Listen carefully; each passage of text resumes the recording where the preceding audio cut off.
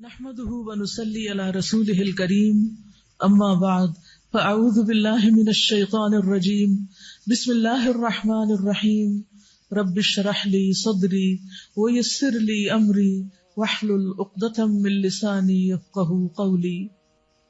اپنی نیتوں کو جائزہ لیں، یہاں کیوں آئے ہیں، کیوں بیٹھے ہیں، کیا ارادہ ہے، کیا چاہتے ہیں۔ آئندہ جب بھی میں کہوں کہ نیت کا جائزہ لیں تو فوراً ایک جملہ دہرائیں، والقلب متوجہ الی اللہ۔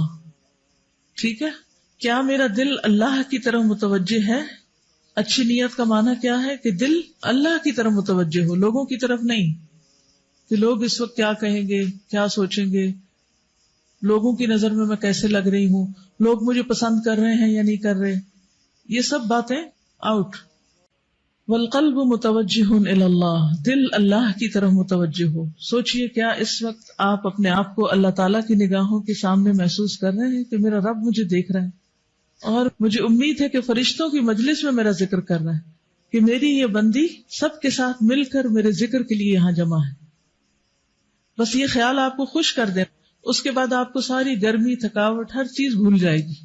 ہر صورت بخشش کروانی ہے انشاءاللہ، اچھے اچھے کام بھی کرنے ہیں، دعائیں بھی کرنی ہے، تڑپنا بھی اور رونا بھی اس چیز کے لیے کہ اللہ تعالیٰ بس تو مجھے بخش دے، کیونکہ اللہ تعالیٰ اگر بخش دے تو ہی ہماری نجات اور کامیابی۔ چلیے شروع کرتے ہیں۔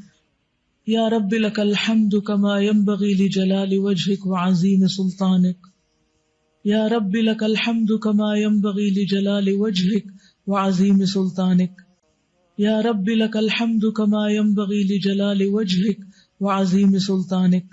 100 بار سبحان اللہ والحمد للہ ولا الہ الا اللہ واللہ اکبر، سبحان اللہ والحمد للہ ولا الہ الا اللہ واللہ اکبر۔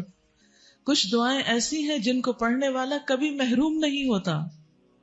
سبحان اللہ والحمد للہ ولا الہ الا اللہ واللہ اکبر 100 بار۔ آپ نے تعداد بھی بتا دی، جن تسبیحات کی تعداد نہیں بتائی ان کو تو آپ جیسا چاہیں پڑھتے رہے، جن تسبیحات کی تعداد بتائی گئی تو کوشش کریں کہ تعداد یا گنتی پوری ہو جائے۔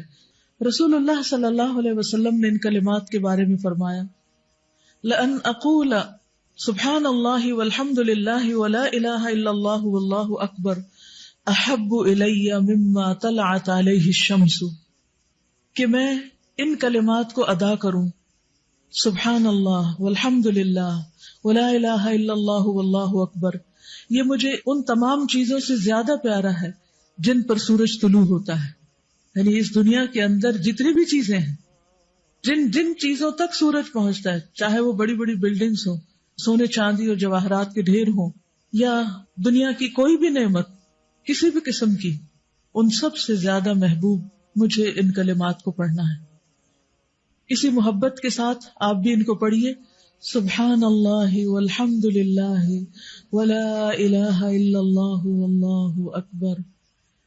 اے اللہ ہمیں بھی ان کلمات کو ہر چیز سے زیادہ محبوب بنا دے، اور ہمیں ان لوگوں میں شامل کر جو واقعی خوشی کے ساتھ، دل جمعی کے ساتھ تیرا ذکر کرنے والے ہیں۔